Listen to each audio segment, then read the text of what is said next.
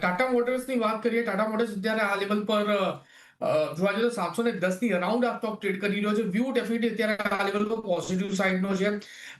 UK government થી પણ news આવેલા છે લોન બેંક લોન ગેરંટીને લઈને. તો મને એવું લાગે છે કે સારા એવા લેવલ આવનારા દિવસોમાં પણ આ કાઉન્ટરમાં જોવા મળી શકે છે.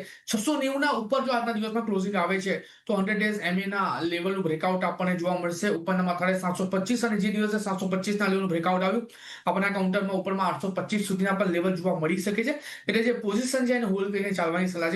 સારા એવા લેવલ આપણને આવનારા દિવસોમાં આ કાઉન્ટરમાં આવતા જોવા મળી શકે. ઓકે, તો ટાટા મોટર્સમાં તમે પોઝિશન તમારી બનાવી રાખી શકો છો. 4.25% મજબૂતી સાથેનો અત્યારના આપણે કારોબાર અહીંયા જોઈ રહ્યા છે.